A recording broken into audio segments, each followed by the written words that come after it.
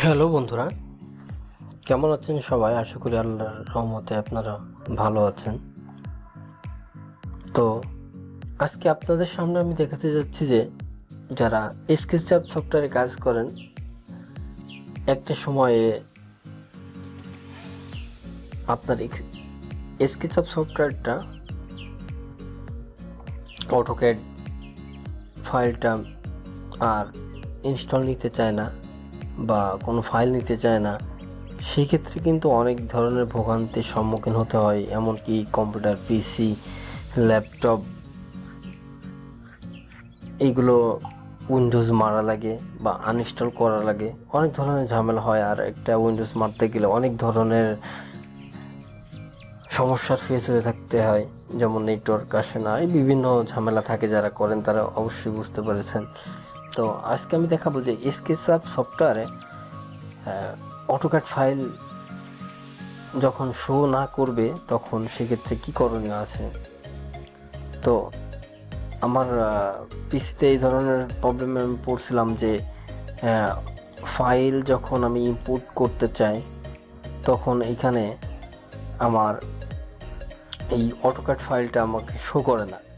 Show না করলে আমি কোনো ক্যাড ফাইল স্কেচআপে নিতে পারি না। সেক্ষেত্রে আমাদের করণীয়টা কি আছে সে বিষয়ে আমি আপনাকে তুলে ধরবো। তো আর অটোক্যাড ফাইলটা না নিলে আসলে আমাদের কাজ স্কেচআপে করাটা খুব মুশকিল হয়ে পড়ে। যারা আমরা অটোক্যাডে কাজ করে স্কেচআপে নিয়ে আসি, এনে 3D ভিউ করি, সেক্ষেত্রে আমাদের অনেক ধরনের প্রবলেমের সম্মুখীন হতে হয়। সেক্ষেত্রে আজকে আপনাদের দেখাবো যে কী করণীয় আছে। তো আমরা প্রথমে চলে যাব সফটওয়্যারে। দেখুন এখানে আমার কিছু সফটওয়্যার ডাউনলোড করা আছে। তো আপনি গেট ইনটু পিসি থেকে এই সফটওয়্যারটা ডাউনলোড করে নেবেন। ডাউনলোড করে নেওয়ার পরে এটাকে আপনি ফাইলটাকে এক্সটেন্ড ফাইলে রূপান্তরিত করবেন। করার পরে আপনাদের এইভাবে একটি আসবে যে গেট ইনটু পিসি মানে এর কপি। এটাকে যখন আমরা এইভাবে করব,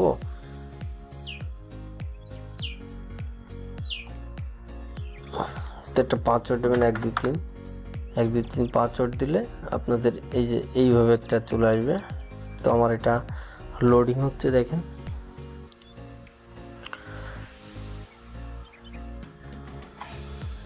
এটা জিপ ফাইলটা ভেঙে নেবেন। জিপ ফাইলটা ভেঙে নেওয়ার পরে আপনাদের একটি ফাইল ক্রিয়েট হবে। ক্রিয়েট হওয়ার পরে আমরা যে কাজটি করব সেটা আপনাদের প্র্যাকটিক্যালি দেখিয়ে দেব। অবশ্যই আমাদের সাথে থাকবেন এবং সিভিল আপডেট বিডির সাথে সবসময় থাকবেন আশা করি, কারণ আমরা চেষ্টা করব যে আপনাকে নতুন নতুন তথ্য দেওয়ার জন্য। তো দেখুন আমাদের এখানে এটা তৈরি হয়ে গেছে। আমরা এই স্কেচআপে ঢুকবো। ঢুকে এই যে আমাদের ক্র্যাক, রিমাইন্ডার, এইগুলো আমি কপি করব। কপি করা হয়ে গেলে আপনারা এই স্কেচআপের অপশনে যাবেন। অপশনে গিয়ে ওপেন ফাইল লোকেশনে যাবেন। ওপেন ফাইল লোকেশনে যে এখানে আপনি এই পেস্ট করে দিবেন।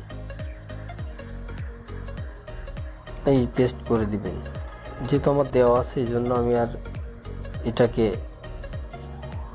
কপি করে দিলাম। তো এটা আপনার কপি হয়ে গেলে, কপি যখন হয়ে যাবে তখন আপনারা কিন্তু ওই অটোক্যাড ফাইলে গিয়ে সম্পূর্ণ কাজটি বুঝতে পারবেন। তো আমরা এটাকে ক্লোজ করে দিলাম, দিয়ে অ্যাপ্লাই, কন্টিনিউ, ওকে। তো এইভাবে দেওয়ার পরে আপনার স্কেচআপটা ওপেন করবেন।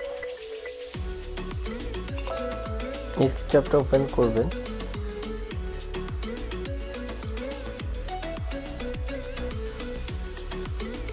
স্টার্ট,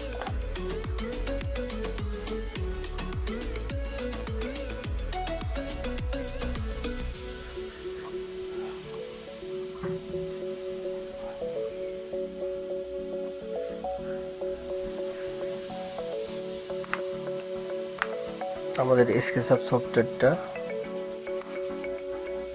স্ক্রিনে চলে আসলো, লোড হয়ে গেছে।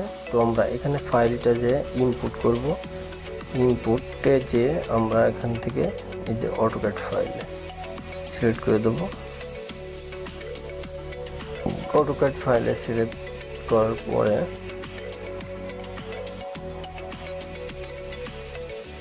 আমাদের ফাইল চলে আসবে। দেখুন